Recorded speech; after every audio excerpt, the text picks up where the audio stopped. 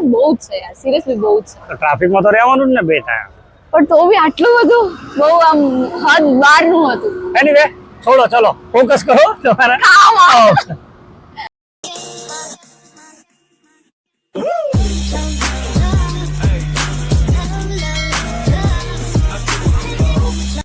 Hello everyone, જય ખોડલરાજ. કેમ છો તમે બધા? આઈ હોપ મજામાં છો.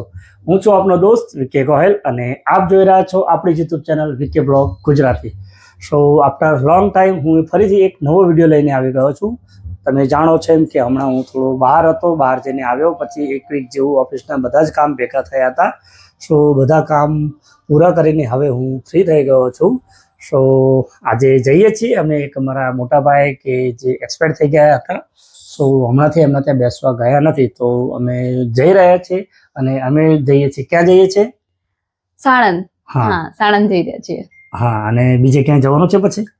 જોઈએ હવે રસ્તામાં પ્લાન બને તો. બાકી અત્યારે તો પ્લાન એ જ છે કે એમના ત્યાં જવાનું છે, થોડીક વાર બેસવાનું છે, પછી જોઈએ શું થાય છે. તો જો અમે બધા રેડી થઈ ગયા છીએ અને જો છે હાય ભાઈ શૂઝ પહેરે છે અને અમારે બા પણ રેડી છે. સો ચલો મળીએ.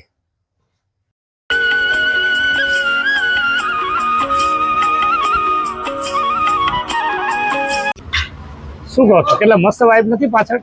હા, એકદમ ગ્રીનરી ગ્રીનરી. એકદમ ગ્રીનરી ગ્રીનરી. પણ આ ગ્રીનરીના કેટલો અવાજ, આ ગ્રીનરીના કારણે વિન્ટરમાં ઠંડી બહુ વધારે લાગે. ત્યાં કે જેકેટ કેવું તો કે પહેર્યું નથી? હા યાર, લઈને આવવાનું હતું પણ મેં કીધું આય હાય. વાંધો નહીં. હા, પણ મેં કીધું કે મતલબ નહીં લાગે કીધું ઠંડી, પણ ગ્રીનરી છે એટલે વધારે ઠંડી લાગી રહી છે. ભાઈ તમને ઠંડી લાગે છે કે નહીં? કેવું છે?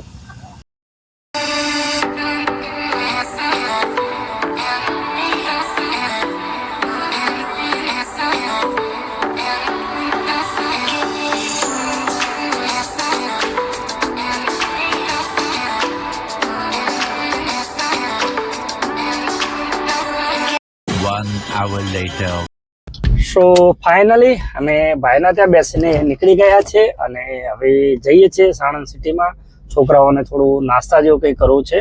સો એ લોકો કહે છે નાસ્તો કરવો છે, પણ જોઈએ વચ્ચે એક જગ્યા બીજી પણ છે કે ત્યાં મયંકને પલકને જવું છે. સો જોઈએ કેવું રહે છે. જવાયું હોય તો જરૂર છોકરાઓને લઈ જઈશ.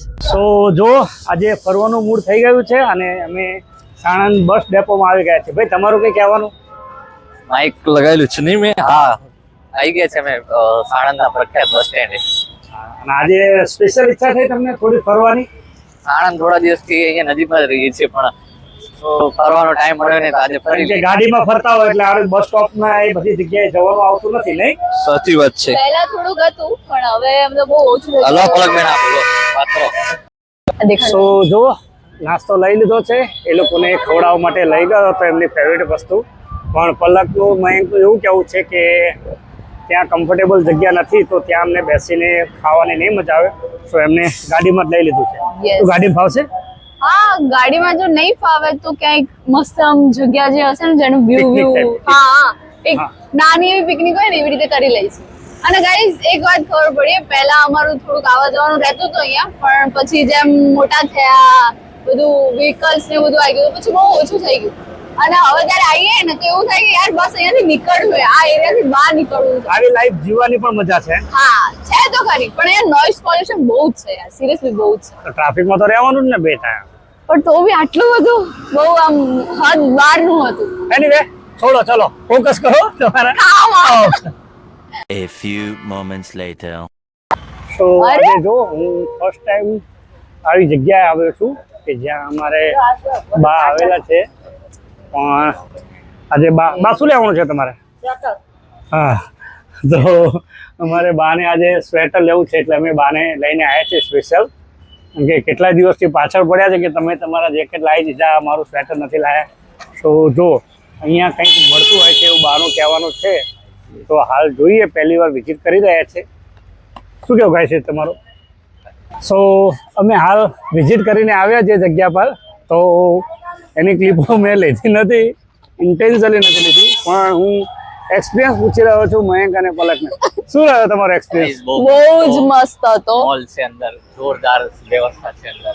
આમ સિરિયસલી બહુ આમ ધન્ય સી હા, આવું પવિત્ર જગ્યા ક્યાંય જોવા જ ના મળે યાર. પવિત્ર ના કહેવાય. તમે શું કહેવાય એક્સપેક્ટેશન એમના વર્ડ્સ ઉપર ફોકસ ના કરશો, એમના ફેસના એક્સપ્રેશન ઉપર ફોકસ કરો. હું કહી દઉં એટલે એક્સપેક્ટેશન જેવી હતી એ લોકોને બિલકુલ કેમ કે- બિલકુલ મજા આવી Guys, નથી. અમને સાંભળવા મળ્યું હતું કે ભાઈ બહુ મોટું છે, એમ કે બહુ સારું છે, ગાણે જ તે. બહુ કોને સારું કારણે? છે. બા તો અને પછી બરાબર, તો બરાબર. અમારી એક્સપેક્ટેશન હતી કે હા યાર હશે થોડુંક ડિમાન્ડ ટાઈપ. ગયા તો એક્સપેક્ટેશન ઉપર એક્સપેક્ટેશન હારી ખરી ગઈ. ચલો મળીએ. So finally I am just reach at home. એટલે કે અમે પહોંચવા જ આવ્યા છીએ ઘરે. સો પલકબેન, કેવો રહ્યો આજનો દિવસ? બહુ સારો, પેલું કહેવાય ને રવિવાર વિથ પરિવાર થઈ ગયો આજે તો. મતલબ બહુ સારો રહ્યો, એમ કેજ્યુઅલ રહ્યો બટ મજા આવી. મયંકભાઈ, તમારો? જોરદાર જોરદાર. જોરદાર. સો ચલો ઘરે પહોંચીએ. સાંજના 5:30 થઈ ગયા છે. તો આઈ હોપ કે તમને આજનો વિડીયો પસંદ આવ્યો હશે. જો વિડીયો પસંદ આવે તો લાઇક, શેર અને સબસ્ક્રાઇબ કરવાનું ભૂલતા નહીં. સો બને રહેજો આપણી યુટ્યુબ ચેનલ વિકે બ્લોગ ગુજરાતીમાં. ફરી મળીશું કોઈ નવા કન્ટેન્ટ સાથે, કોઈ નવા વિડીયો સાથે. ત્યાં સુધી બાય બાય. Yeah, इडली दी में